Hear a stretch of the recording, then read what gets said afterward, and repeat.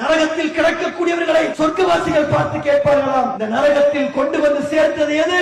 நாங்கள் இந்த உலகத்தில் வாழக்கூடிய நேரத்தில் வீணான காரியங்களை செய்யக்கூடியவர்களாக நாங்கள் இருந்தோம். மார்க்கத்திற்கும் எந்த பிரயோஜனமும் இல்லை, சமூகத்துக்கும் எந்த பிரயோஜனமும் இல்லை, குடும்பத்துக்கும் எந்த பிரயோஜனமும் இல்லை, எனக்கும் எந்த பிரயோஜனமும் இல்லை. வீணான காரியங்களை செய்து கிடந்ததால் இன்னைக்கு நான் நரகத்தில் கிடக்கிறேன் என்று வாழவும் முடியாமல் சாகவும் முடியாமல் ஒரு கூட்டம் கடந்து கஷ்டப்படுமே. சிந்தித்து பார்க்கணும். பணம் வேண்டும், பதவி வேண்டும், கல்வி வேண்டும், பொருள் வேண்டும், எல்லாவற்றிற்கும் மேலாக மறுமையில் வெற்றி வேண்டும். மறுமை வெற்றி என்பது மிக முக்கியம் என்பதை ஒவ்வொருவரும் புரிந்து கொள்ளுங்க. நீங்க தேர்ந்தெடுக்கக்கூடிய படிப்பு, நீங்கள் தேர்ந்தெடுக்கக்கூடிய பதவி, நீங்கள் செல்லக்கூடிய பாதை எதை வைத்திருக்க வேண்டும் என்றால் மறுமையில் கிடைக்கக்கூடிய வெற்றியை வைத்திருக்கிறோம். ஆமா, நீங்க கலெக்டர் ஆனால் இந்த சமூகத்தில் ஆயிரக்கணக்கானவர்களை உயர்த்த முடியும். நீங்கள் ஒரு நீதிபதியானால் லட்சக்கணக்கானவருடைய வாழ்க்கையை நீங்கள் மாற்ற முடியும். நீங்கள் ஒரு போலீஸ் அதிகாரியானால் பல்லாயிரக்கணக்கானவர்களுக்கு நீங்கள் பாதுகாப்பை வழங்க முடியும். ஒரு பேராசிரியராக மாறினால் ஆயிரக்கணக்கானவர்களுக்கு நல்ல ஒரு அறிவை கொடுத்து விட முடியும். ஒரு ஆராய்ச்சியாளராக மாறினால்